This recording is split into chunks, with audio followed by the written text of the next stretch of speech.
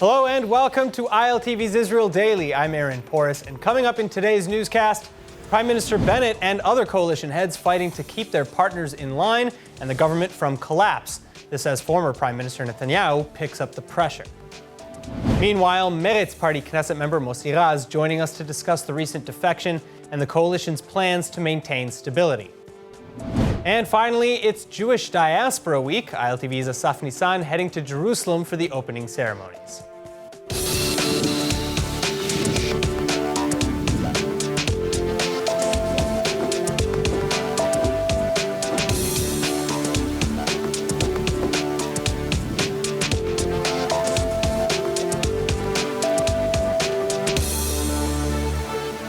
Our top news tonight. In the wake of Knesset member Silman's announced defection, remaining coalition members are scrambling to plug the leaks and maintain some semblance of stability.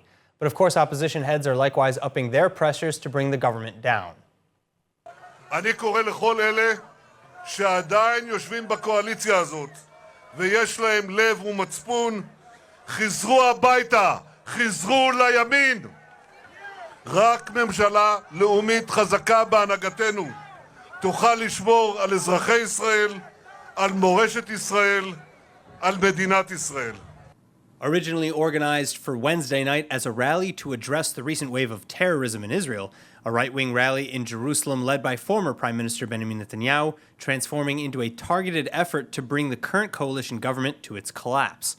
The Likud chair and other opposition party leaders pressuring their ideological colleagues to follow suit behind Yamina MK Idit Silman, who resigned early Wednesday morning and erased the coalition's majority.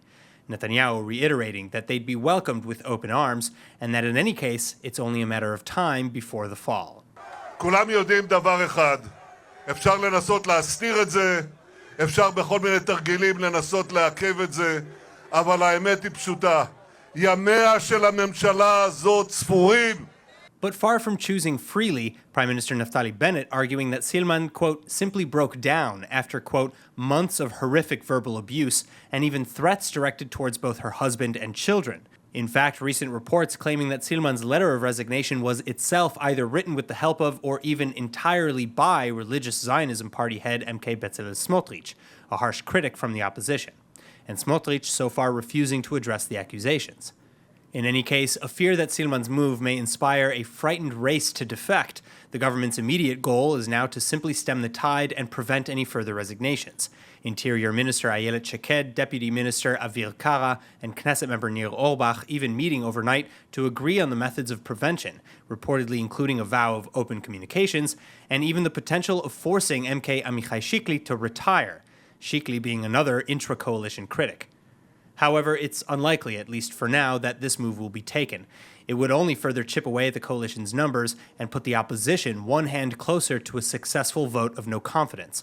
And at this time, polls are showing that renewed elections would only thrust the nation back into a deadlock.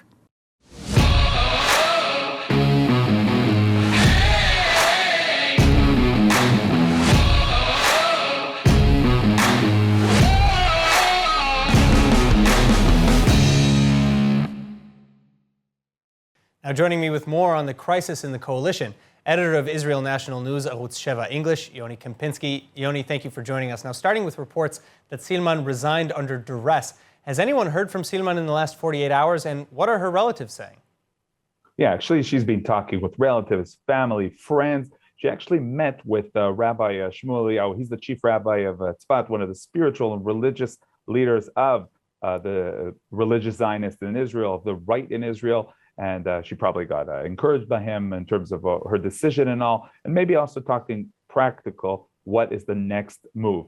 In terms of politicians, on the other hand, we don't know who and she's been talking to, probably not many. We understand that the Prime Minister's office was trying to reach her minutes after the announcement of the resignation and did not reach her. She was in some sort of hiding yesterday.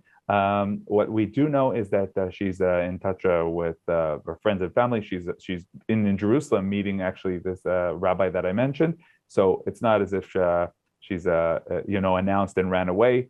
This is something that everyone understands as consequences, and trying to understand also what the other people and other groups, and parties, of course, will do following this announcement. All right, well, we know that she met with former Prime Minister Netanyahu yesterday, but has she spoken with Prime Minister Bennett? Is this a done deal, or might she still return to Yamina? No, it seems that it's a done deal.